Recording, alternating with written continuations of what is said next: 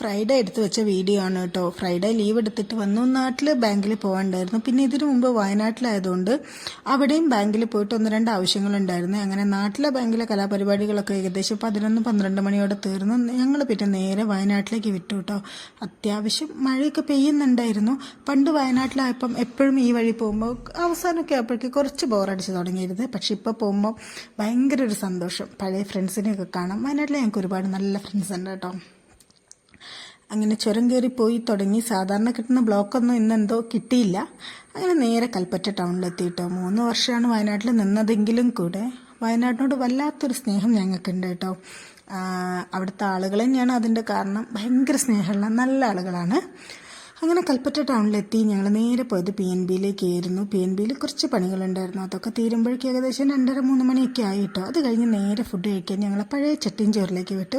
പണ്ട് ഇവിടെ ഫുഡ് ഭയങ്കര അടിപൊളിയായിരുന്നു. ആ പ്രതീക്ഷയിലാണ് കയറിയതെങ്കിലും ഇപ്പം കുറച്ച് മോശമായോ, ഇനി ഞങ്ങൾ ഓർഡർ ചെയ്ത ഡിഷിന് മാത്രമാണോ പ്രശ്നം എന്ന് എനിക്കറിയില്ല. പീസൊക്കെ വളരെ മോശമായിരുന്നു. പക്ഷേ വിശപ്പിൻ്റെ വിളി വൻ സംഭവമായതുകൊണ്ട് കിട്ടിയതൊക്കെ നന്നായിട്ട് അങ്ങോട്ട് കഴിച്ചു. അതിനുശേഷം നേരെ ഞങ്ങളുടെ സ്വന്തം മജസ്റ്റിക് ബേക്കറിയിൽ പോയി. പണ്ട് ഇവിടുന്ന് ഒരുപാട് ചായ കുടിച്ചിട്ടുള്ളതാണ്.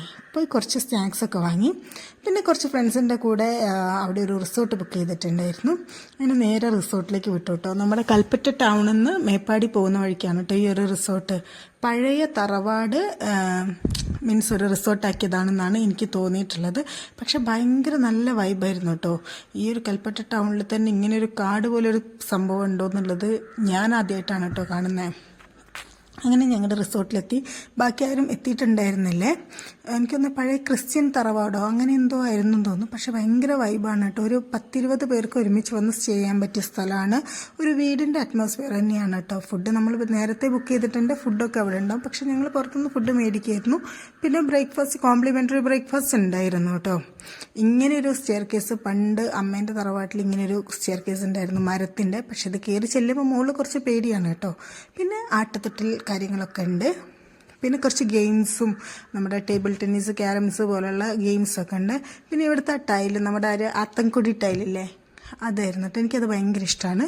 ഞങ്ങൾ നേരെ റൂമിലേക്ക് ചെന്നു. റൂം ഭയങ്കര സ്പേഷ്യസ് എന്നൊന്നും പറയാൻ പറ്റില്ല. പക്ഷെ നല്ല വൃത്തിയുള്ള, 2 പേർക്ക് നന്നായിട്ട് യൂസ് ചെയ്യാൻ പറ്റുന്ന ഒരു റൂമും നല്ല വൃത്തിയുള്ള അത്യാവശ്യം വലിപ്പമുള്ള ബാത്റൂമും. ബാത്ത് ടബൊന്നുമില്ല. നമ്മുടെ ഒരു കർട്ടൻ വെച്ചിട്ട് ബാത്തിങ് ഏരിയയും മറ്റേ ഏരിയ ആയിട്ട് സെപ്പറേഷൻ കൊടുത്തിട്ടുണ്ട്. ഇത് മുകൾ ഭാഗമാണ് കേട്ടോ. ഞാൻ അധിക സമയം അവിടെ നിന്നിട്ടില്ല. എനിക്ക് എന്തോ ഒരു പേടി പോലെ. പക്ഷെ നല്ല ഭംഗിയുണ്ടായിരുന്നു കേട്ടോ കാണാൻ. നമ്മുടെ സപ്രമഞ്ച കട്ടിലൊക്കെ ആയിട്ട്. അങ്ങനെ ഇവരെല്ലാം ഫ്രണ്ട്സെല്ലാം വന്നതിന് ശേഷം അവിടെ അടിച്ചു പൊളിച്ച് പിറ്റേന്ന് രാവിലെ ഞങ്ങൾ തിരിച്ചു പോന്നു കേട്ടോ.